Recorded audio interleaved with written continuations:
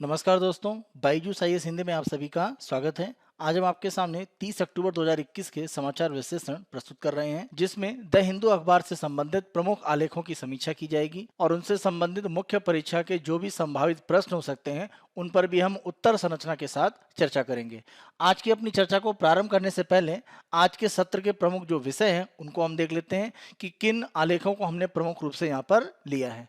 पहला अगर हम आलेख देखें, कृषि श्रमिकों में बढ़ती आत्महत्या, तो वर्तमान में एक आंकड़े सामने आए हैं जिसमें कृषि श्रमिकों की आत्महत्या की स्थिति को बढ़ता हुआ दिखाया गया है। उसी संदर्भ में हम चर्चा करेंगे। दूसरा, मनरेगा के संबंध में सरकार का जो भी आवंटन बजट में था वो वर्तमान में लगभग समाप्त हो चुका है, उसके संबंध में चर्चा होगी। तीसरा, असहमति अराजकता में बदलती, और ये हमारे पड़ोसी देश म्यांमार की वर्तमान जो स्थिति है उसके संदर्भ में है। चौथा आलेख हम देखेंगे, ताइवान के साथ संबंध मजबूत करेगा अमेरिका। अमेरिका और चीन के बीच में प्रशांत महासागर के क्षेत्र में जिस तरह से आपस में एक रस्साकसी की स्थिति दिख रही है, यहाँ पर अमेरिका ने ताइवान के साथ अपने संबंधों को मजबूत करने की बात कही है। उसी संदर्भ में हम चर्चा करेंगे। आज के अंतिम आलेख में हम देखेंगे, अफगानिस्तान की धरती का इस्तेमाल आतंक के लिए न किया जाए, इसके लिए भारत और संयुक्त राज्य अमेरिका दोनों ने ही वर्तमान में वहां पर सत्ता में काबिज तालिबान को एक तरह से कहा है। इसी संदर्भ में हम देखेंगे और अंत में संभावित जो दो मुख्य परीक्षा के प्रश्न हैं उनकी उत्तर संरचना के साथ हम अंतिम रूप में चर्चा करेंगे।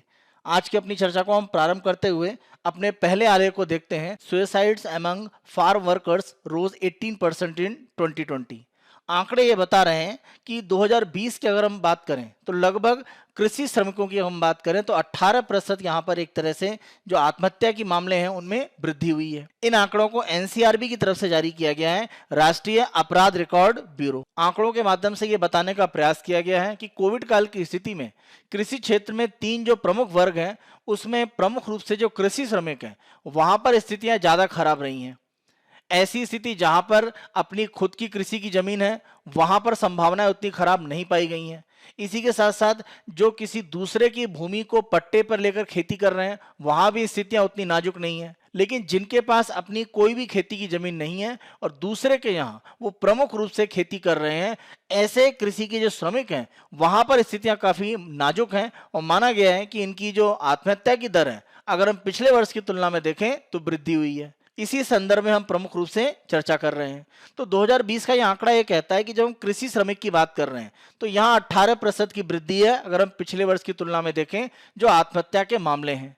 यही अगर हम बात करें जिनके पास अपनी कृषि भूमि स्वयं की है तो उनमें आत्महत्या के मामलों में पिछले वर्ष की तुलना में लगभग 3.7% की गिरावट देखी गई है। और जो पट्टे पर किसी से भूमि प्राप्त करते हैं और वहां पर खेती कर रहे हैं वहां अगर हम देखें तो आत्महत्या के मामले पिछली जो हमारी गणना की गई थी उसकी तुलना में 23% कमी है। यानी प्रमुख रूप से कृषि श्रमिक जिनके पास अपनी कृषि भूमि नहीं है वहां पर आत्महत्या के जो मामले हैं उनमें एक वृद्धि हुई है। एनसीआरबी के द्वारा ये जो आंकड़े जारी किए गए हैं इसमें किसी भी तरह के प्रमुख कारण के बारे में नहीं बताया गया है कि ऐसे कौन से कारण हैं जिसमें कृषि श्रमिकों में आत्महत्या की जो दर है वो बढ़ी है, उसको हम उत्तरदायी ठहरा सकते हैं। लेकिन कुछ कारणों पर यहाँ प्रकाश डाला गया है, उनके संबंध में आगे हम अभी चर्चा करेंगे। अगर हम यहाँ पर दिए गए कुछ आंकड़ों को और ध्यान से देखें, भारत में अगर हम 2020 में आत्महत्या के जो मामले हैं उनकी अगर हम बात करें तो यहाँ पर आप देखें कि जो सबसे बड़ा भाग है दैनिक मजदूरी, यानी दैनिक रूप में जो मजदूरी करने वाले व्यक्ति हैं वहां पर प्रमुख रूप से आत्महत्या के जो मामले हैं कुल मामलों का लगभग 24.6% बनाता है। अगर हम कृषि क्षेत्र की बात करें तो ये आंकड़े लगभग 7% के आसपास हैं। और जब हम कृषि मजदूरों की बात करते हैं जिनमें आत्महत्या के मामले बढ़े हैं तो प्रमुख रूप से दैनिक रूप में काम करने वाले जो मजदूर हैं वो कृषि क्षेत्र में प्रमुख रूप से कार्य कर रहे हैं। तो ये स्थिति दिखा रही है कि कहीं ना कहीं इनके जो आत्महत्या के मामले हैं इनमें तेजी से वृद्धि हुई है। इनके कारणों को प्रमुख रूप से हम देखेंगे और इसमें किस तरह से सुधार किए जा सकते हैं, क्योंकि जब हम कृषि क्षेत्र में इस तरह से आत्महत्या के मामलों को बढ़ता हुआ देखते हैं तो अंतिम रूप में आप देखें कि भारत में जो कृषि क्षेत्र है वहां की जो प्रमुख समस्याएं हैं उनको एक तरह से दूर करने की आवश्यकता है। तो हम एक बृहद रूप में ये भी चर्चा करेंगे कि कृषि क्षेत्र की क्या समस्याएं हैं जिनको दूर करके इस तरह के आत्महत्या के जो मामले कृषि श्रमिकों में देखे जा रहे हैं, जो बढ़ रहे हैं, उनमें एक तरह से गिरावट ला सकते हैं। इन आंकड़ों में अगर हम राज्यों के तुलनात्मक रूप में देखें तो सबसे खराब स्थिति महाराष्ट्र की है और माना गया है कृषि क्षेत्र में यहाँ पर लगभग 4006 आत्महत्याएं हुई हैं और ये लगभग 15% की वृद्धि दिखा रहा है। महाराष्ट्र के बाद अगर अन्य राज्यों में देखें जहां स्थिति खराब है तो वो है कर्नाटक, आंध्र प्रदेश और मध्य प्रदेश। कर्नाटक में आप 2020 में देखें, कृषि श्रमिक आत्महत्याओं की संख्या में 43% की वृद्धि देखी गई है। यानी भारत में संपूर्ण रूप में आप देखें कृषि श्रमिकों की आत्महत्याओं का जो वृद्धि दर है वो 18% है, लेकिन यही दर कर्नाटक में आप देखें अधिकतम 43% है। अगर हम प्रमुख समस्याओं पर विचार करें कि कृषि क्षेत्र में अगर इस तरह से आत्महत्याओं के मामले कृषि श्रमिकों में बढ़े हुए हैं, तो उसमें प्रमुख रूप से क्या कारण हो सकते हैं। कृषि क्षेत्र में अगर हम संकट की स्थिति देखें तो 3 प्रमुख कारण यहाँ पर आप विचार कर सकते हैं: उत्पादन, बाजार की उपलब्धता और उससे जो उत्पादन की स्थिति उस पर उचित कीमत का प्राप्त होना। उत्पादन की अगर हम बात करें तो कृषि में प्रति हेक्टेयर जो उत्पादकता है उसमें बहुत तेजी से वृद्धि नहीं हो रही है, इसीलिए उत्पादन लगभग स्थिर बना हुआ है या उसमें कुछ कमी देखी जा रही है। क्योंकि प्रमुख रूप से जलवायु परिवर्तन का जो प्रभाव है उसके कारण आप देखें, चाहे बाढ़ की स्थिति है या मानसून की अनिश्चितता की बात करें या सूखे की संभावनाओं का बढ़ना, ये उत्पादन पर नकारात्मक प्रभाव डाल रहे हैं। इसी के साथ साथ कृषि क्षेत्र में जो लागत है उसकी स्थिति भी एक तरह से बढ़ी है। वो चाहे हम रासायनिक खाद के मूल्यों की बात करें, बिजली का जो बिल है उसके संबंध में हम देखें, या अन्य प्रकार के जो इनपुट कृषि में लगते हैं उनकी हम लागत की बात करें। जैसे अगर पेट्रोल डीजल महंगा होता है तो माना जाता है कि जो पंप सेट उपयोग किए जाते हैं सिंचाई में, वहां पर भी एक तरह से खेती में लागत बढ़ जाती है। तो इस रूप में उत्पादन की जो स्थिति है वो बहुत उच्च स्तर पर नहीं है और लागत एक तरह से बढ़ी हुई है, और बाजार की उपलब्धता आसानी से नहीं है। जो भी मंडियां हैं एपीएमसी की या इनाम के द्वारा केंद्र सरकार की तरफ से मंडी की जो उपलब्धता बढ़ाई जा रही है उसके अभी प्रभाव बहुत रूप में नहीं देखे जा रहे हैं। जो कृषि सुधार के लिए कानून लाए गए वो भी सही रूप में अभी लागू नहीं हो पाए हैं, उनका बड़ा विरोध अभी भी जारी है। तो बाजार की जो उपलब्धता है वो आसानी से नहीं है और इसी कारण से जो किसान है वो असली कीमत नहीं प्राप्त करते हैं। जो बिचौलिए या मध्यस्थ हैं वो खेती में अधिकांश मूल्य प्राप्त करते हैं। भारत सरकार के द्वारा न्यूनतम समर्थन मूल्य जो घोषित किया जाता है उसका बड़ा लाभ मध्यस्थ और बिचौलिए प्राप्त करते हैं। इसको हटाने के लिए सरकार को व्यवस्थाएं करनी पड़ेंगी। सरकार के द्वारा जो कृषि सुधार के लिए कानून लाए गए हैं उनको लागू करने की प्रक्रिया आपसी सहमति से बढ़ानी पड़ेगी, तभी कृषि में संकट की स्थिति को हम हटा सकते हैं। और ऐसी स्थिति में कृषि में जो एक लागत से लाभ जो मिल रहा होता है वो बढ़ेगा और ये कृषि मजदूरों को कहीं ना कहीं एक सकारात्मक स्थिति में ले जाएगा। एक दूसरी बड़ी समस्या है कि अगर हम कृषि क्षेत्र की बात करें तो यह ग्रामीण क्षेत्र में प्रमुख रूप से रोजगार का साधन है और ग्रामीण अर्थव्यवस्था में इसके वैकल्पिक साधन नहीं बनाए गए हैं। यानी छोटे स्तर पर जो कुटीर उद्योग हैं उनकी संभावनाओं को मजबूती से आगे नहीं बढ़ाया गया। तो अगर वैकल्पिक हमारे पास कोई अन्य अवसर नहीं होंगे और कृषि में हम उतना लाभ नहीं प्राप्त कर पाएंगे तो कहीं ना कहीं आय के रूप में हम बहुत निचले स्तर पर होंगे और ऐसी स्थिति में कोई भी आर्थिक संकट अगर परिवार पर आता है तो आत्महत्या जैसी स्थितियां भी अंतिम रूप में दिखती हैं। कृषि क्षेत्र में काम करने वाले जो श्रमिक हैं वो ऋणग्रस्तता से प्रमुख रूप से पीड़ित नहीं है, क्योंकि उन्हें दैनिक आधार पर कुछ मजदूरी प्राप्त होती है। प्रमुख रूप से आप देखें जिनके पास अपनी खेती की जमीन है और जो एक तरह से दूसरे की खेती की जमीन को पट्टे पे लेकर कार्य करते हैं, ऐसे किसान अगर हम देखें तो वो ऋणग्रस्तता से ग्रसित हैं।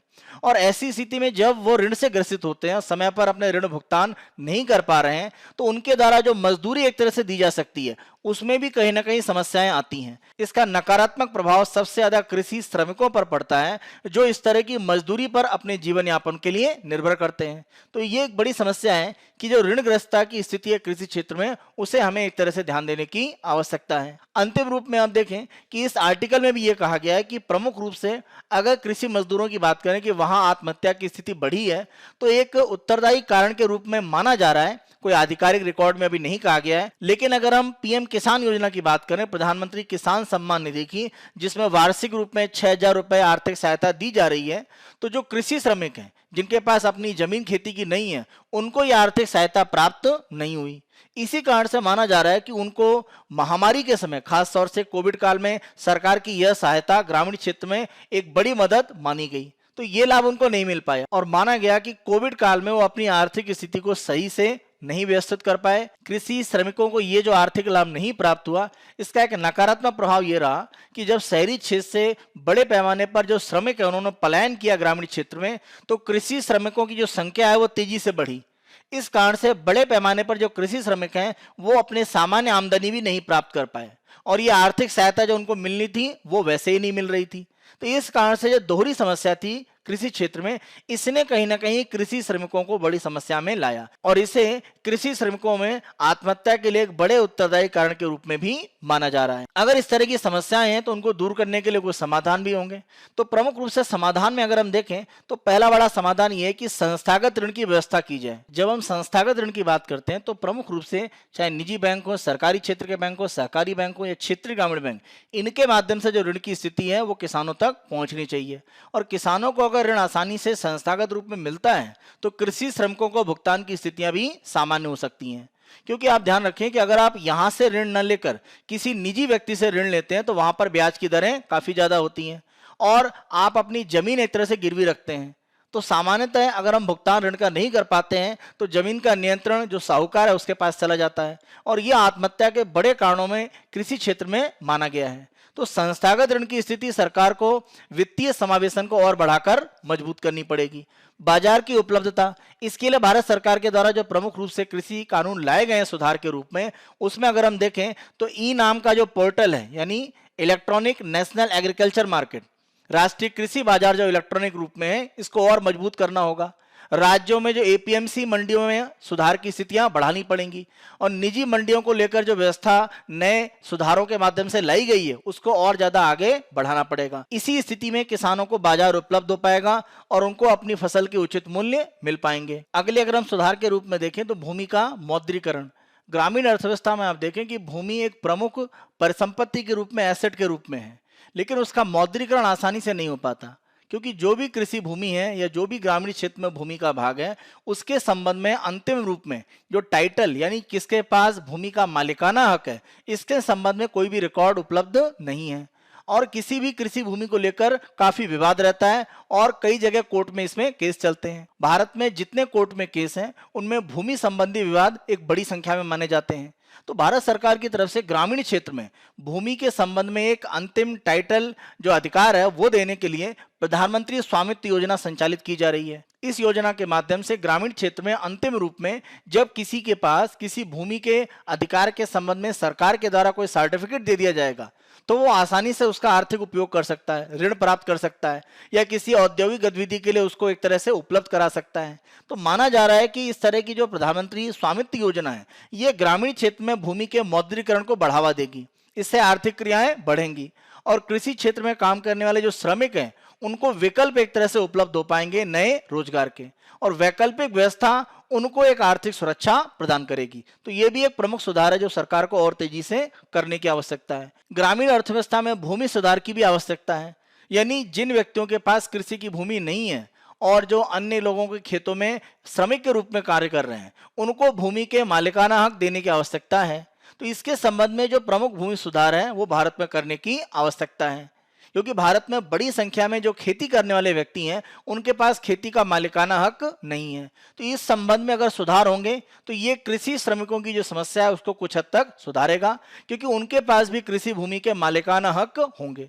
तो ये सुधार भी भविष्य में तेजी से करने की आवश्यकता है। कृषि क्षेत्र में जो उत्पादन होता है, खासतौर से अगर हम फलों और सब्जियों की बात करें, उसका लगभग 25 से 28% भाग खराब होता है जो किसी भी तरह से व्यापारिक उपयोग नहीं हो पाता है। तो अगर खाद्य प्रसंस्करण की स्थितियां बढ़ती हैं तो ये कृषि में जो मूल्य एक तरह से लागत के रूप में है उसकी तुलना में जो हमें लाभ मिल रहा होता है उसको बढ़ावा देगा और ये कृषि श्रमिकों को जो मजदूरी प्राप्त होने की स्थितियां उसको मजबूत करेगा और उनके आर्थिक संकट को कमजोर करके उनको आर्थिक सुरक्षा प्रदान करेगा। अंतिम रूप में अगर हम प्रमुख समाधान देखें तो कृषि क्षेत्र में जो संबंधित गतिविधियां हैं उनको बढ़ावा देने की आवश्यकता है, यानी कृषि का जो व्यापारीकरण है वो करने की आवश्यकता है जिससे कृषि में आर्थिक लाभ बढ़ पाए और ऐसी स्थिति में कृषि में जो मजदूरी करने वाले व्यक्ति हैं उनको भी आर्थिक लाभ एक तरह से सुनिश्चित हो पाएगा।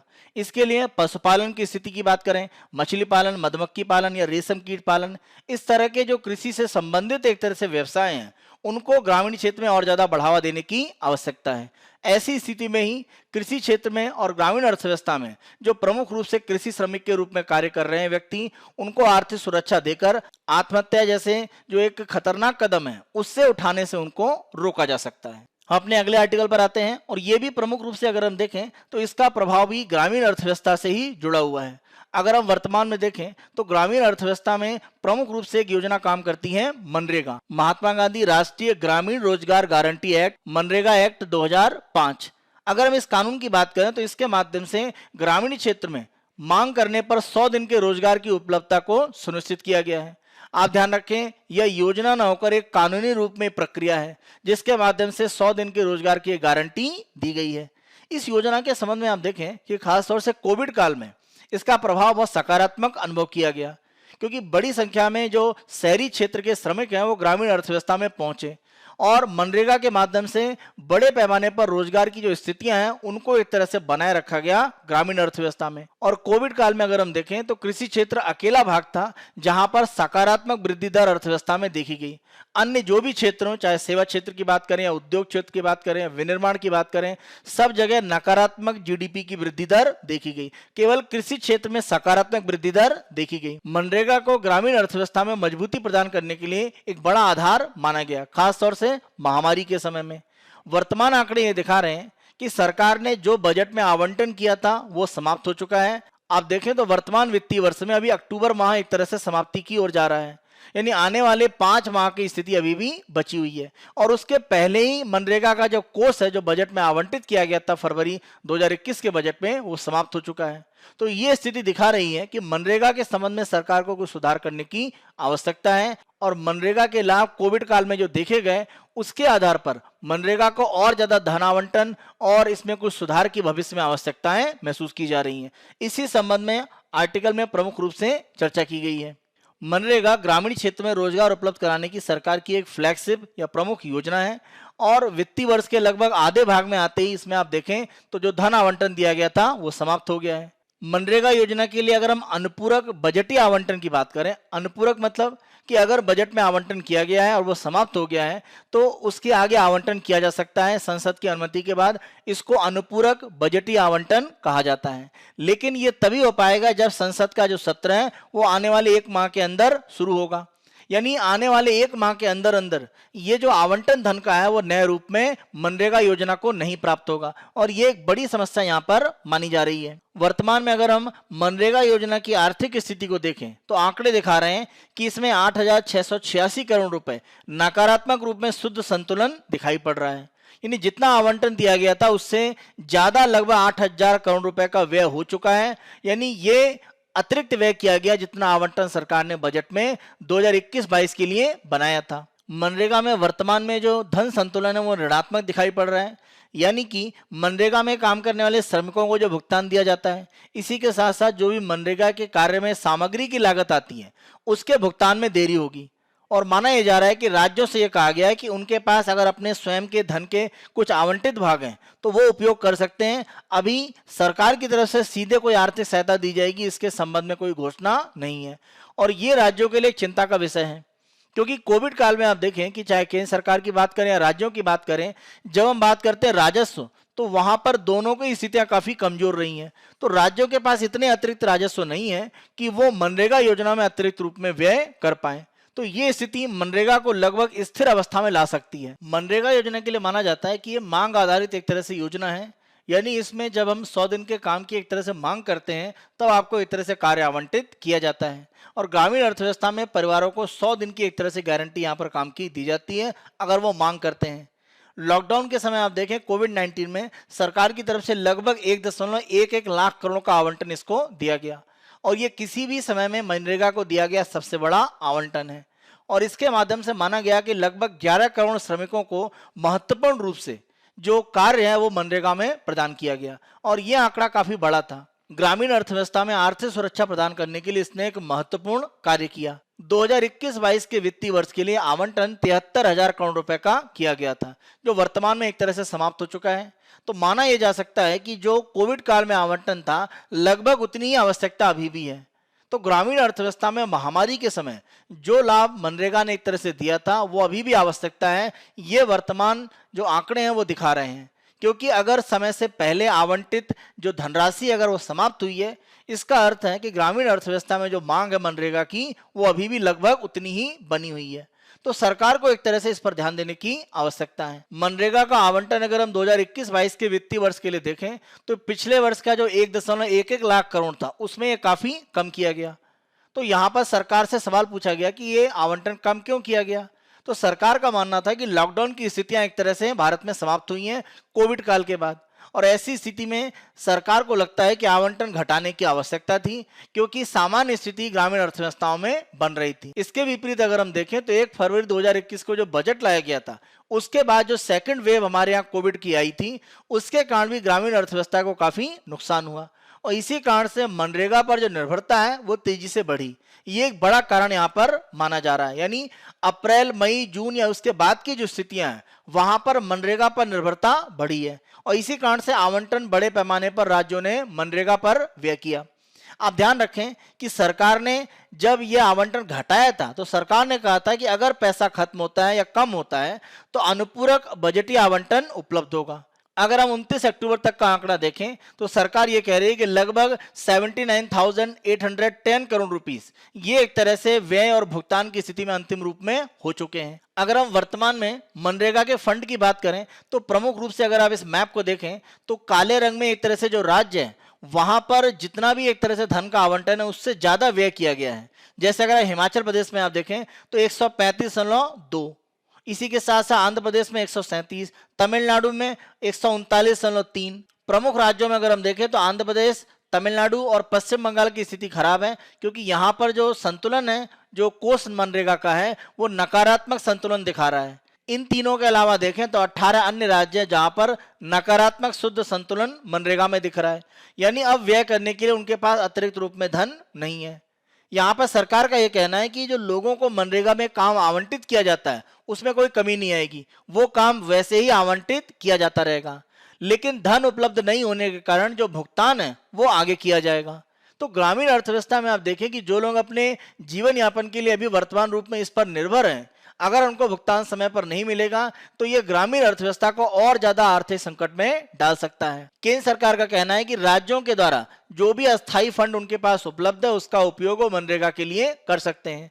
आगे चलकर जब भी संसद की मंजूरी मिलती है तो जो अनुपूरित एक तरह से आर्थिक सहायता रहेगी मनरेगा में, उसके माध्यम से राज्यों ने जो अतिरिक्त व्यय किया होगा उसका भुगतान किया जाएगा। लेकिन समस्या यह है कि कोविड काल के बाद की स्थितियों में राज्यों में भी जो राजस्व की स्थिति है वो कहीं ना कहीं कमजोर है। तो ये जो यहाँ पर शर्त बताई जा रही है कि राज्य अपने फंड का उपयोग कर पाएंगे, ये उतना आसान नहीं है। तो ये एक राज्यों के लिए बड़ी समस्या देखी जा रही है। मनरेगा में अगर धन का आवंटन जो किया गया था वो पूर्णतः अगर व्यय हो गया और अभी भी वित्तीय वर्ष का समय बचा हुआ है तो ये प्रमुख कारण क्या है जो इस तरह की स्थिति को मनरेगा के लिए बना रहे हैं। इसमें सबसे बड़ा कारण यह है कि ग्रामीण अर्थव्यवस्था में हमारे पास कोई विकल्प नहीं है। कृषि के बाद आप देखें कि जो भी एक तरह से कृषि मजदूर हैं, जैसे अभी हमने पिछले आर्टिकल में ही चर्चा किया है कि प्रमुख रूप से वो कृषि पर आधारित हैं और उसके दूसरे विकल्प के रूप में वो मनरेगा में भी कार्य करते हैं। लेकिन अगर मनरेगा में उनको धन एक तरह से प्राप्त नहीं होगा भुगतान के रूप में और कृषि क्षेत्र से भुगतान भी नहीं मिल रहा है तो ये उनको कहीं ना कहीं आर्थिक रूप में कमजोर करता है। तो ग्रामीण अर्थव्यवस्था में छोटे उद्योगों की जो उपलब्धता है वो लगभग बहुत बड़ी स्थिति में नहीं है। तो विकल्प यहाँ पर अर्थव्यवस्था में नहीं है ग्रामीण में, यही बड़ा कारण है कि मनरेगा पर दबाव बढ़ जाता है। इसी के साथ साथ कोविड काल में शहरी क्षेत्र से जो श्रमिक हैं वो ग्रामीण क्षेत्रों में पहुंचे, इसका एक बड़ा दबाव था, इसलिए भी मनरेगा का जो बड़ा आवंटन है वो शहरी श्रमिकों तक पहुंचाया।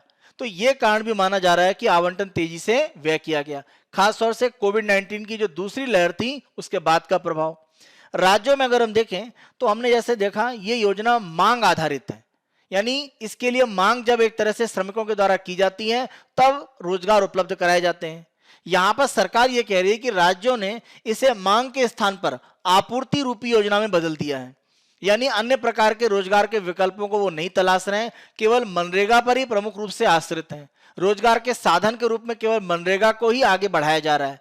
ऐसी स्थिति में जो एक तरह से रोजगार की स्थितियां ग्रामीण अर्थव्यवस्था में वो कहीं ना कहीं प्रभावित अवश्य होंगी।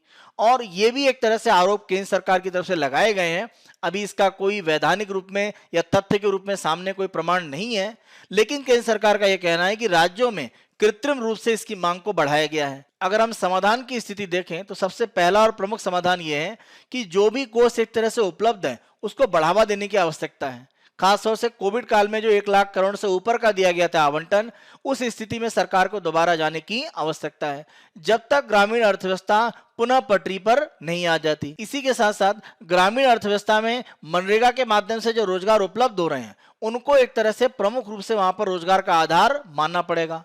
ऐसा कोविड काल की महामारी के समय देखा गया कि जो शहरी क्षेत्र से श्रमिक थे उनको भी रोजगार ग्रामीण अर्थव्यवस्था में मनरेगा के माध्यम से दिए गए।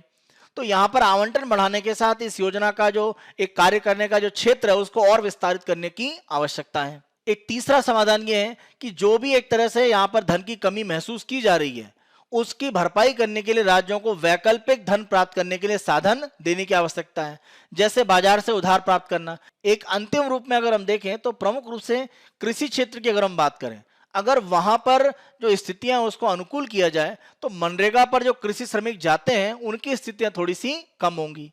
यानी कृषि क्षेत्र में जो आय की स्थिति है, जो लाभ की स्थिति अगर वो बढ़ेगी तो कृषि श्रमिकों का जो बड़ा भाग मनरेगा में पहुंचता है उसको थोड़ा सा हम रोक सकते हैं। हम अपनी अगली न्यूज पर आते हैं और ये हमारे पड़ोसी देश म्यांमार से संबंधित है। जब से फरवरी 2021 से वहां पर सेना के द्वारा सरकार को अपने हाथ में लिया गया है, स्थितियां लगभग अनियंत्रित हो रही हैं और माना यहां तक जा रहा है कि म्यांमार लगभग गृह युद्ध की स्थिति में पहुंच रहा है। इसी आधार पर इस आर्टिकल में प्रमुख रूप से चर्चा की गई है, डिसेंट इनटू कैओस। म्यांमार की अगर हम वर्तमान स्थिति देखें तो फरवरी में जो वहां पर सरकार में आंग सान सूकी थी, जिनकी party national league for democracy यानी एनएलडी, उनकी सरकार को जो लोकतांत्रिक रूप से चुनी हुई थी उसको हटाकर सैन्य सरकार ने फिर से अपने आप को सत्ता में स्थापित कर दिया और आंग सान सूकी को अगर हम देखें तो अभी नजरबंद करके ही रखा गया है। तो यहाँ पर आप देखें कि फरवरी के बाद से अभी आंकड़े ये बताते हैं कि लगभग 1000 लोगों की हत्या सैन्य सरकार के माध्यम से उत्पीड़न के द्वारा की गई है और लोगों का जो विरोध है वो तेजी से बढ़ता जा रहा है। दक्षिण पूर्व एशिया के 10 देशों का जो समूह है आसियान, उसमें अगर हम देखें तो म्यांमार भी सदस्य है और आसियान की जो वार्षिक बैठक है जो 26 से 28 अक्टूबर के बीच में आयोजित की गई थी, इस बैठक में से म्यांमार को बाहर कर दिया गया और इस निर्णय के माध्यम से आसियान ने म्यांमार को एक कह सकते हैं कड़ा संदेश दिया है कि वर्तमान में उनके देश में जो हो रहा है और जो भी प्रदर्शन करने वाले या विरोध करने वालों की हत्या या उनके उत्पीड़न की जो प्रक्रियाएं चल रही हैं उसको समाप्त करने की आवश्यकता है। तो आसियान का ये कठोर कदम जो सैन्य सरकार है उसको एक चेतावनी है कि अंतर्राष्ट्रीय जो बहुमत है वो उनके खिलाफ धीरे धीरे बढ़ रहा है। म्यांमार में अगर हम लोकतंत्र की बात करें तो इसके संबंध में हमेशा एक तरह से बड़ा संघर्ष होता रहा है।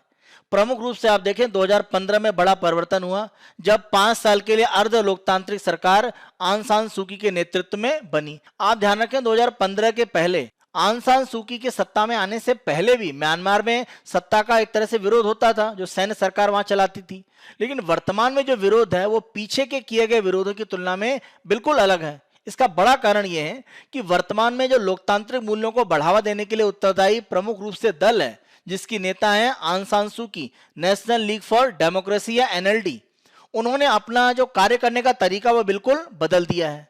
अगर हम पहले के संघर्ष देखें तो एनएलडी हमेशा अहिंसा की बात करती थी, लेकिन अब अगर हम देखें तो एनएलडी के द्वारा क्रांति का आह्वान किया गया, एक रिवॉल्यूशन की बात की गई है। यानी अगर उन्हें वर्तमान सरकार के खिलाफ संघर्ष करना पड़ा सशस्त्र रूप में तो उसके लिए भी तैयार है और ये स्थिति वर्तमान की अराजकता को आगे बढ़ा रही है क्योंकि अहिंसक आंदोलन धीरे धीरे हिंसक बनते जा रहे हैं। इसके प्रमाण आप ऐसे देख सकते हैं कि शहरों में जो विरोध प्रदर्शन है वो काफी हिंसात्मक हो रहे हैं और सुरक्षाकर्मी और प्रदर्शनकारी आपस में एक तरह से उनकी मुठभेड़ हो रही है। इसी के साथ साथ अगर हम जंगली क्षेत्रों में देखें तो जो सैन्य प्रशिक्षण है वो दिया जा रहा है जो लोग सैन्य सरकार का विरोध कर रहे हैं। और म्यांमार में जो सैन्य सरकार है इसके विरोध करने वाले जो समूह हैं वो गुरिल्ला रूप में अलग अलग जंगलों के क्षेत्रों से म्यांमार सरकार के खिलाफ पहले भी कार्य करते रहे हैं, लेकिन वर्तमान में एनएलडी के द्वारा जो विरोध किया जा रहा है तो वो सशस्त्र रूप में संघर्ष के लिए भी तैयारी कर रहे हैं और इसी कड़ी में वो सैन्य प्रशिक्षण भी जंगलों में प्राप्त कर रहे हैं जिससे कि सैन्य सरकार के खिलाफ अगर आवश्यकता पड़ी तो सशस्त्र संघर्ष के लिए भी वो तैयार रहें। और ये स्थिति म्यांमार में बिल्कुल नवीन है। संयुक्त राष्ट्र संघ की जो विशेष दूत है जिनका कार्यकाल इसी 27 अक्टूबर को समाप्त हो गया, क्रिस्टीन बर्गनर, उनके द्वारा यह कहा गया कि वर्तमान जो स्थिति है वो म्यांमार में गृह युद्ध की ओर एक तरह से इशारा करती है। गृह युद्ध की जो स्थितियां लगातार बढ़ती चली जा रही हैं, इसी कारण से आसियान के द्वारा म्यांमार को इस बैठक में न भाग लेने के लिए एक तरह से कहा गया है। और आसियान का ये जो कठोर कदम है वो इसलिए भी है कि आसियान ने पहले भी इसके लिए प्रयास किए थे म्यांमार की सैन्य सरकार के साथ बातचीत करके और उनको 3 प्रमुख कदम उठाने के लिए कहा गया था, लेकिन उन्होंने उस पर कोई कार्रवाई नहीं की। इसी का परिणाम है कि बैठकों में भाग लेने के लिए आसियान ने कहीं न कहीं म्यांमार को अब प्रतिबंधित कर दिया है। आसियान के द्वारा म्यांमार की सैन्य सरकार को 3 प्रमुख कार्रवाई करने के लिए कहा गया था अगर वो आसियान के साथ अपने संबंधों को सामान्य रखना चाहते हैं। इन तीनों कार्यों को सैन्य सरकार ने अनसुना कर दिया। इसमें पहला प्रमुख कार्य था कि जो सैन्य सरकार है वो हिंसा को तुरंत समाप्त करे और जो भी एक तरह से विरोध प्रदर्शन करने वाले राजनीतिक या अन्य दल हैं उनके साथ में सुलह की जो प्रक्रिया है उसको शुरू किया जाए। और आसियान का एक क्षेत्रीय विशेष दूत है उनको एक तरह से म्यांमार में जाने की अनुमति दी जाए और जो भी वहां पर अलग अलग हितधारक हैं वो चाहे सैन्य सरकार हो, एनएलडी पार्टी के प्रवक्ता हो या अन्य दलों के लोग हैं उनसे मिलकर एक तरह से वो बातचीत करके जो स्थितियां हैं उनको सामान्य करने का प्रयास करेंगे। लेकिन सैन्य सरकार ने इन तीनों ही आसियान की जो मांग है उसको एक तरह से नहीं माना। तो ये एक बड़ा कारण माना गया कि आसियान के द्वारा यह कठोर कार्रवाई की गई। आसियान का प्रयास ये भी है कि वर्तमान में जो स्थितियां बन रही हैं वहां पर म्यांमार की जो सरकार है उसको कहने के अलग थलग करने की आवश्यकता है, तभी उसके द्वारा वर्तमान में जो उत्पीड़न की स्थिति है उसको रोका जा सकता है और जो गृह युद्ध की संभावनाएं दिख रही हैं उनको भी भविष्य में रोका जा सकता है। और वो तभी होगा जब सैन्य सरकार के द्वारा वार्ता की स्थितियों को सामान्य किया जाएगा और हिंसा की स्थितियों को कहीं न कहीं समाप्त किया जाएगा। हम अपने अगले आर्टिकल पर आते हैं और ये भी पिछले आर्टिकल की तरह ही हमारे अंतर्राष्ट्रीय संबंधों यानी इंटरनेशनल रिलेशन से संबंधित है। यहाँ पर अमेरिका और ताइवान के बीच में जो संबंधों की मजबूती है वो चीन के लिए कहीं ना कहीं असहज स्थिति बना रही है। इसी संबंध में आर्टिकल में प्रमुख रूप से चर्चा की गई है। अगर हम ताइवान की प्रमुख रूप से बात करें जिसे चीनी ताइपे भी कहा जाता है तो आप ध्यान रखें कि 1949 के भाग में जब प्रमुख रूप से साम्यवादी क्रांति हुई, कम्युनिस्ट एक तरह से रिवॉल्यूशन हुआ, माओ से तुंग के नेतृत्व में जो मुख्य चीन का भाग है जिसको मेनलैंड चाइना कहा जाता है वहां पर कम्युनिस्ट शासन स्थापित हुआ और जो लोकतांत्रिक एक तरह से मांग करने वाले थे जिनको कम्युनिस्ट पार्टी ने वहां पर हराया था वो ताइवान में जाकर एक तरह से छिपे और यहीं पर एक तरह से आप देखें कि जो लोकतांत्रिक एक तरह से जो ताइवान की स्थिति है वो वर्तमान में बनती है। तो ताइवान और मुख्य भूमि चीन ये दो अलग अलग भाग के रूप में यहाँ पर रहते हैं। 1949 में ये एक तरह से अलगाव की स्थिति बनती है। अमेरिका से ताइवान के अगर हम संबंधों की बात करें तो ऐतिहासिक रूप में लगातार परिवर्तन होते रहे हैं। दक्षिणी चीन सागर में चीन अपने आप को जिस तरह से स्थापित करने का प्रयास कर रहा है और पड़ोसी देशों के साथ संबंधों को बहुत सहज नहीं रख रहा है, इसी कारण से अमेरिका अपने आप को प्रमुख रूप से यहाँ पर आगे बढ़ा रहा है। और हिंद महासागर और प्रशांत महासागर के बीच में यानी इंडो पैसिफिक इस क्षेत्र में अमेरिका अपने प्रभाव को मजबूत कर रहा है, जहां पर उसकी साझेदारी भारत के साथ साथ जापान, ऑस्ट्रेलिया के साथ एक क्वाड समूह के रूप में भी आगे बढ़ रही है। वर्तमान स्थिति में हम देखें तो चीन के द्वारा ताइवान की तरफ लड़ाकू जेट को उनके क्षेत्रों में दूर तक उड़ाकर जिस तरह से सैन्य रूप में ताइवान का उत्पीड़न करने का एक प्रयास किया जा रहा है चीन के द्वारा, उसको कहीं ना कहीं नकारात्मक स्थिति में लाने के लिए, उसको नियंत्रित करने के लिए अमेरिका ने ताइवान को अपना जो समर्थन है वो बढ़ा दिया है। आप ध्यान रखें ताइवान के साथ अमेरिका के जो संबंध है उनकी जो शुरुआत है वो 1949 की स्थिति में होती है, लेकिन अगर हम 1949 से लगभग 30 साल का समय ले लें 1979 तक, इस स्थिति में हम देखें तो प्रमुख रूप से जो चीन की कम्युनिस्ट पार्टी है उसको बड़े पैमाने पर मान्यता नहीं थी अमेरिका की तरफ से और जिसे हम चीनी ताइपे या ताइवान कहते हैं उसको एक तरह से मान्यता प्राप्त थी। 1949 से लेकर 1979 तक जो स्थिति थी उसको अमेरिका ने बिल्कुल बदल दिया और अमेरिका ने जो चीनी ताइपे यानी ताइवान में जो सत्तारूढ़ राष्ट्रवादी पार्टी थी उसकी जगह पर चीन की जो एक तरह से कम्युनिस्ट पार्टी थी और जो मुख्य भूमि चीन पर राज कर रही थी उनको एक तरह से वहां पर मान्यता प्रदान कर दी। तो आप देखें 49 से लेकर 1979 30 साल तक ताइवान का एक तरह से आधिकारिक रूप में मान्यता प्राप्त थी, लेकिन 79 की बात की स्थिति में देखें यह मान्यता अमेरिका ने प्रदान कर दी चीन को, जो कम्युनिस्ट पार्टी ऑफ चाइना यानी जो मुख्य भूमि चीन में जिनका शासन है, और ताइवान की स्थिति को एक तरह से बदल दिया। लेकिन आप ध्यान रखें अनौपचारिक रूप से अमेरिका और ताइवान के जो संबंध हैं वो लगातार बने रहे। 1979 के पहले अगर हम देखें तो 1971 से ही कहीं ना कहीं ताइवान की स्थिति कमजोर हुई, क्योंकि 1971 में ताइवान को हटाकर चीन को एक तरह से संयुक्त राष्ट्र संघ में सदस्यता दे दी गई और ताइवान की सदस्यता वहां से हटा दी गई। वर्तमान स्थिति में हम देखें तो ताइवान के द्वारा संयुक्त राष्ट्र संघ के जो संगठन है, जैसे अगर हम WHO की बात करें तो वहां पर ऑब्जर्वर के रूप में जरूर कार्य किया जाता है, लेकिन सीधे तौर पर सदस्य के रूप में उसकी संयुक्त राष्ट्र संघ में भागीदारी नहीं है और यह 1971 में समाप्त हुई थी।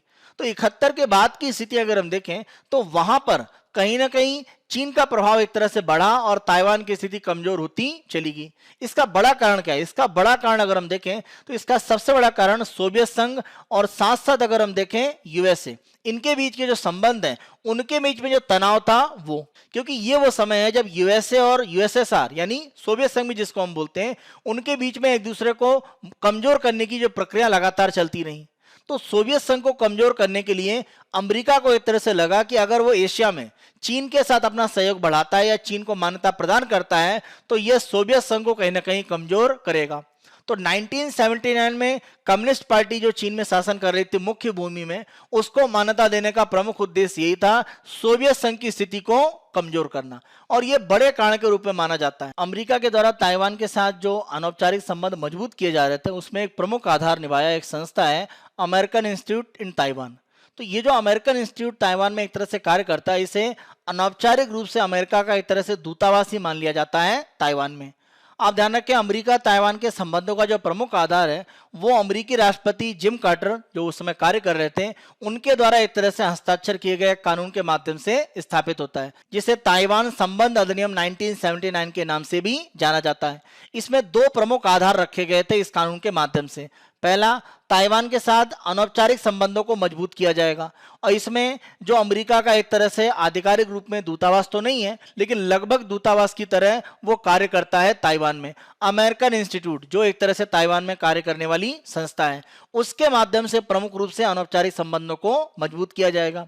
इसी के साथ साथ अमेरिका ने यह भी कहा इस कानून के माध्यम से कि बीजिंग यानी एक तरह से कम्युनिस्ट पार्टी ऑफ चीन, जो प्रमुख रूप से मुख्य भूमि चीन में एक तरह से शासन करती है, उसकी राजनीतिक मान्यता इसी आधार पर एक तरह से मानी जाएगी कि जब तक वो ताइवान को शांतिपूर्ण तरीके से एक तरह से कार्य करने की स्थितियां बनाए रखते हैं। तो ये दो प्रमुख आधार थे जो इस कानून के माध्यम से सुनिश्चित किए गए। इसी के साथ साथ रक्षा लेख की बात करें, रक्षा सेवाओं की बात करें, ये एक तरह से अमेरिका के द्वारा ताइवान को उपलब्ध कराई जाती रही, जिससे उनमें पर्याप्त रूप में आत्म सुरक्षा करने की जो क्षमता है वो विकसित रहे। अमेरिकी प्रशासन की ताइवान के साथ जो नीति है उसको हमेशा रणनीतिक अस्पष्टता की नीति माना जाता है, यानी रणनीतिक रूप से कभी भी वो स्पष्ट रूप से ताइवान के साथ अपनी नीति की घोषणा नहीं करते हैं। इसके दो कारण हैं। पहला कारण ये है कि अमेरिका मानता है कि अगर उसकी नीति अस्पष्ट रहती है तो चीन के जो भी सैन्य योजनाकार हैं उनको किसी भी तरह की ताइवान के खिलाफ सैन्य कार्रवाई करने से ये रोकने का उपाय है, क्योंकि इसमें चीन यह समझ सकता है कि अमेरिका हमेशा कार्रवाई करने के लिए सामने आ सकता है, वैसी संभावनाएं बन सकती हैं। इसीलिए यहां पर चीन के द्वारा ताइवान के ऊपर किसी भी तरह की सैन्य कार्रवाई करने से बचा जाता है, क्योंकि उसका मानना है कि यूएसए कभी भी इस तरह की कार्रवाई में विरोध रूप में और ताइवान के साथ में शामिल हो सकता है।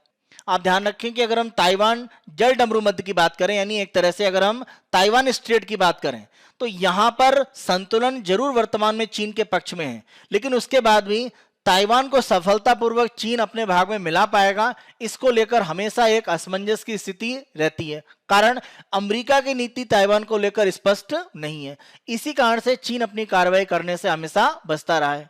दूसरा, ताइवान में भी ऐसे लोग हैं जो स्वतंत्रता की घोषणा कर सकते हैं पूर्ण रूप में। अगर ऐसा कुछ होता है तो चीन और ताइवान के बीच में जो संबंध है वो एक तरह से कहीं ना कहीं संकट में आ सकते हैं और कोई सैन्य कार्रवाई ऐसी स्थिति आपस में बन सकती है। तो यहां पर अमेरिका की नीति जब स्पष्ट रहती है तो इस तरह की घोषणा करने से जो ताइवान में लोग हैं वो भी एक तरह से पीछे हटते हैं।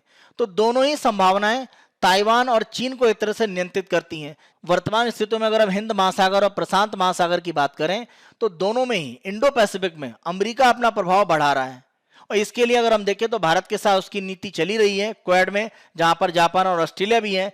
इसी के साथ साथ ताइवान को समर्थन देकर चीन की स्थिति को प्रशांत महासागर में नियंत्रित करना यह अमेरिका का एक प्रयास है। और यहां पर आप ध्यान रखें, अमेरिकी विदेश मंत्री एंटनी ब्लिंकन ने तो यहां तक कहा है कि संयुक्त राष्ट्र संघ के जो अलग अलग संस्थान हैं जो परिवहन, स्वास्थ्य, जलवायु परिवर्तन, संस्कृति और शिक्षा के लिए कार्य करते हैं, उन अंतर्राष्ट्रीय संगठनों में चीनी ताइपे यानी ताइवान की जो भूमिका है उसको बढ़ावा देना चाहिए, उसकी भागीदारी बढ़नी चाहिए। यहां पर संयुक्त राष्ट्र संघ में उनकी सदस्यता की बात नहीं हो रही है, लेकिन इन अलग अलग क्षेत्रों में ताइवान की भागीदारी को अमेरिका बढ़ाना चाहता है। तो अपरोक्ष रूप में देखें, ताइवान की स्थिति को अंतर्राष्ट्रीय स्तर पर बढ़ाकर चीन को एक तरह से नियंत्रित करने का प्रयास अमेरिका कर रहा है। अपनी अंतिम न्यूज पर आते हैं, और यहाँ पर भारत और अफगानिस्तान के द्वारा संयुक्त रूप में एक बयान दिया गया है, जिसके माध्यम से तालिबान को यह संदेश दिया गया है कि वो अफगानिस्तान की भूमि का उपयोग आतंकवाद को बढ़ावा देने के लिए ना करें। आप ध्यान रखें, भारत और अमेरिका के द्वारा काउंटर टेररिज्म के संबंध में एक संयुक्त वार्ता चल रही है। इसी वार्ता के एक तरह से प्रकाश में यह संदेश भारत और अमेरिका के द्वारा संयुक्त रूप से दिया गया है। दोनों के द्वारा यह कहा गया है कि तालिबान को आतंकवाद को नियंत्रित करने की आवश्यकता है। अफगानिस्तान से आतंकवाद की जो संभावनाएं बन सकती हैं, इन पर दोनों देश आपस में एक तरह से साझेदारी करेंगे, जिससे कि इस तरह की घटनाओं को रोका जा सके। संयुक्त राष्ट्र संघ की सुरक्षा परिषद में जिन आतंकवादी संगठनों को एक तरह से सूची में डाला गया है, जैसे लश्कर ए तोयबा, जैसे मोहम्मद, उनको नियंत्रित करने के लिए तालिबान प्रमुख रूप से कार्य करेगा। आतंकवाद को रोकने के लिए जो सूचनाएं हैं, उसका आदान प्रदान भी अमेरिका और भारत आपस में करेंगे। भारत और अमेरिका के द्वारा आतंकवाद को रोकने के लिए जो भी अच्छे उपाय हैं, जो किसी भी देश में सफल रहे हों, उनका उपयोग दोनों देशों के द्वारा मिलकर किया जाएगा। इसी के साथ साथ अगर हम देखें तो माना यह गया है कि आतंकवाद को रोकना यह एक प्रमुख स्तंभ है भारत और अमेरिका के बीच में जो सामरिक भागीदारी प्रमुख रूप से वैश्विक स्तर पर बढ़ रही है उसके लिए, यानी US India comprehensive global strategic partnership. तो वैश्विक स्तर पर जो एक सामरिक भागीदारी अमेरिका और भारत के रूप में बन रही है, उसमें आतंकवाद को रोकना एक प्रमुख इसका स्तंभ माना गया है। इसी के साथ साथ दोनों देशों ने मादक द्रव्य का जो भी एक तरह से व्यापार होता है, उसको किस तरह से रोका जाए, उसके लिए दोनों देश सहयोग करेंगे। और साथ साथ अवैध रूप से हथियारों का जो वैश्विक एक व्यापार है, उसको रोकने के लिए भी भारत और अमेरिका आपस में सहयोग करेंगे।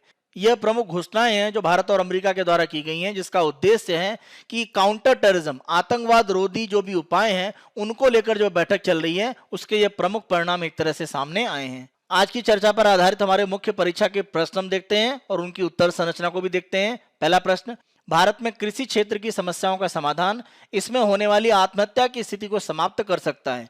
उपरोक्त कथन की विस्तृत चर्चा करें। 250 शब्दों में 15 अंकों में आपको लिखने का प्रयास करना है। उत्तर की संरचना हम देखते हैं। भूमिका में आप तात्कालिक स्थिति में बताएंगे जो राष्ट्रीय अपराध रिकॉर्ड ब्यूरो का जो आंकड़ा आया हुआ है, जिसमें कृषि क्षेत्र में जो श्रमिक हैं उनमें आत्महत्या के जो मामले 2020 में बढ़े हैं, उसको आधार बनाकर एक तरह से आप भूमिका देंगे। मुख्य भाग में आप बताएंगे कृषि में सामान्य रूप में प्रमुख समस्याओं के कारण क्या हैं और दूर करने के उपाय क्या हो सकते हैं। निष्कर्ष में आप बताएंगे वैकल्पिक व्यवस्था की उपस्थिति आत्महत्या की स्थिति को नियंत्रित कर सकती है, क्योंकि अगर कृषि क्षेत्र से अतिरिक्त ग्रामीण अर्थव्यवस्था में रोजगार के अन्य साधन होंगे तो ये प्रमुख रूप से आत्महत्या पर एक तरह से जो कृषि श्रमिक जा रहे हैं उस स्थिति को रोकेगा। यह निष्कर्ष के रूप में आप दे सकते हैं। दूसरा प्रश्न हम देखते हैं। महामारी की आपातकालीन स्थिति में मनरेगा का सही लाभ ग्रामीण अर्थव्यवस्था में दिखा था। उपरोक्त कथन के प्रकाश में मनरेगा में सुधार की आवश्यकता को समझाएं। 250 शब्दों में 15 अंकों में आपको यह प्रश्न लिखने का प्रयास करना है। उत्तर की संरचना देखते हैं। भूमिका में आप बताएंगे कि महामारी के आपातकालीन स्थिति में मनरेगा से हुए लाभ को बताते हुए वर्तमान आर्थिक संकट को वहां पर आप बताएंगे। जैसे लगभग 1.1 लाख करोड़ रुपए खर्च किए गए मनरेगा में। अगर कोविड काल में आप देखें 11 करोड़ एक तरह से लोगों को लाभ हुआ, तो वो आंकड़े बताकर आप भूमिका लिख सकते हैं। मुख्य भाग में आपको बताना है मनरेगा की सामान्य जो एक तरह से सूचना है वो आप देंगे, किस तरह वो कार्य करता है। 100 दिन के रोजगार की गारंटी है ग्रामीण क्षेत्र में, ये आपको प्रमुख रूप से बताना है। ग्रामीण अर्थव्यवस्था को क्या इससे लाभ हुआ है वो बताएं, और वर्तमान संकट को दूर करने के उपाय क्या हैं। जो भी धनराशि की कमी एक तरह महसूस की जा रही है, उसको दूर करने के क्या उपाय हो सकते हैं। निष्कर्ष में आप बताएं आर्थिक संसाधन की सुनिश्चितता इस योजना को महामारी के बाद आर्थिक पुनः प्राप्ति को अधिक व्यापक करने में पूर्ण योगदान दे सकेगी। तो जो हम अर्थव्यवस्था में एक रिकवरी की स्थिति में पुनः प्राप्ति में है, उसको मजबूती देने के लिए मनरेगा में आवंटन को बढ़ाने की आवश्यकता है और इसके प्रभाव को और ज्यादा मजबूत करने की ग्रामीण अर्थव्यवस्था में आवश्यकता है, क्योंकि ग्रामीण अर्थव्यवस्था भारत की अर्थव्यवस्था में मांग को बढ़ाने में एक प्रमुख कारक के रूप में सिद्ध हो रही है। और मांग बढ़ने पर पूरी अर्थव्यवस्था को लाभ होता है, क्योंकि इससे उत्पादक गतिविधियां बढ़ती हैं। इस रूप में आप अपना निष्कर्ष लिख सकते हैं। यह हमारा 30 अक्टूबर 2021 का समाचार विश्लेषण था। आने वाले दिनों में अन्य दिनों के समाचार विश्लेषण हम आपको इसी तरह से उपलब्ध कराते रहेंगे। बायजूस IAS हिंदी को आप बहुत पसंद कर रहे हैं। अधिक से अधिक संख्या में लाइक, शेयर और सब्सक्राइब अवश्य करें। धन्यवाद।